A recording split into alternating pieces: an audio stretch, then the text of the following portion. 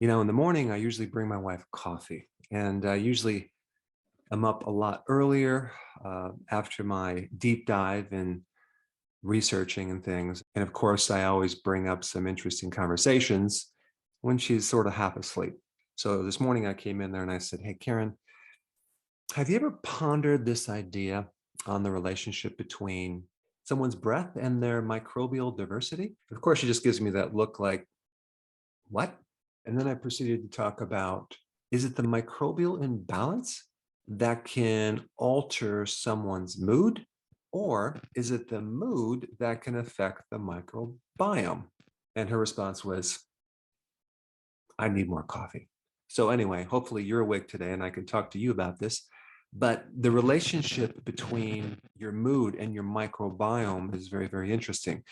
If you are in kind of a state of anxiety, chronic stress and worry or depression, your microbiome greatly changes, okay? And your breath changes as well. And this is why when someone's chronically stressed, their breath can become pretty nasty.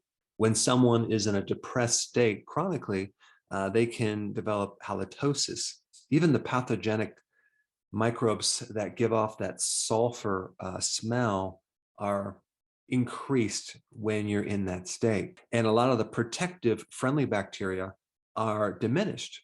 Someone who's even at risk for periodontal infections and disease when they're under chronic stress. But typically when someone is stressed or has anxiety or even a panic attack, their breath changes dramatically. And on the flip side of that, when someone takes an antibiotic or an antifungal and they wipe out their microbial population, that can dramatically affect their mood and their breath because you're altering these microbial communities. So this is why one of the big side effects from an antibiotic is an overgrowth of yeast in your mouth, like thrush. That gives off kind of a bad odor.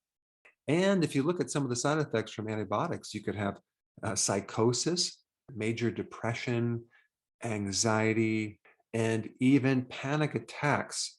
Now, as far as one reason for this, a physical reason, we have this spike in cortisol when we go through panic attacks, when we go through chronic stress, or worry, we have this spike in cortisol. Cortisol greatly suppresses the diversity of the different types of species of microbes that you have. And it basically paralyzes your immune system, which your microbes are a big, big part. This is why chronic elevation of cortisol can affect your breath because it destroys the microbes. I mean, if you even think about when someone cries, for example, it affects their entire physiology. And the same thing that happens when someone is actually in a chronic state of depression. So brushing your teeth or using perfumes or breath mints are not going to work unless you handle the source of depression or handle the source of anxiety or worry. But on the flip side, if you had an antibiotic and that affect your mood, you have to reestablish this microbial life. But one thing you have to realize, and this is something new for a lot of people, is you don't just have strains of bacteria. You have a complex group of friendly bacteria, friendly yeast, friendly fungus, and they all work together, very similar to the microbes in the soil. Like when you're gardening, you need the right ratios of bacteria to the fungal population. If you're too heavy in the bacteria and not enough fungus, you're not going to have the mobilization of the nutrients. And so we don't want too much of one population. We want the correct ratio of fungus to bacteria. The same thing in your gut. You should start eating foods that are fermented, for example, that have healthy yeast as well as bacteria, like kefir, like sauerkraut, things like that. So you have the microbiome, okay? That's all the friendly microbes, but you also have mycobiome. That's MYCO biome. That is the population of friendly funguses in your body. So we need both. And so when you take an antibiotic and you kill off your microbes, and then you get a yeast infection, it's because these yeast and fungus now become competitive. They no longer are friendly. I wanted to just increase your awareness that your mood can affect your microbes, and your microbes can also affect your mood. And you want to identify what is the real cause of that. And you can use your breath as an indicator of what's happening to your microbes, because the quality of your breath is directly related to mainly your balance of the right microbes. I've done a lot of videos on chronic stress and depression, and there can be some nutritional reasons for that, like vitamin D is the best nutrient for depression, and vitamin B1 is the best antidote for anxiety. So you might want to try that.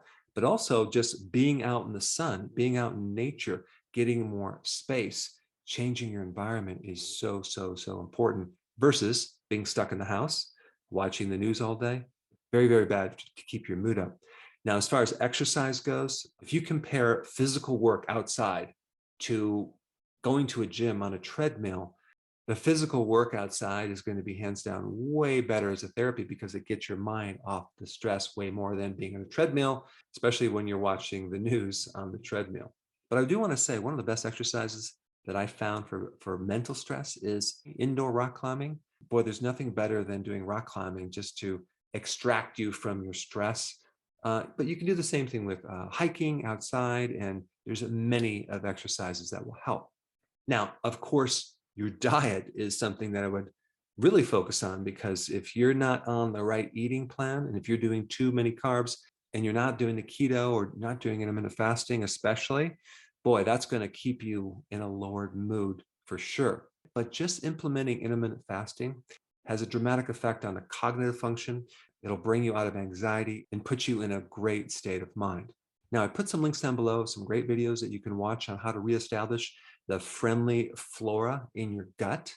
But if you haven't seen my video on panic attacks, it's a simple technique you can do to pull yourself out of not just a panic attack, but any type of anxiety or stress.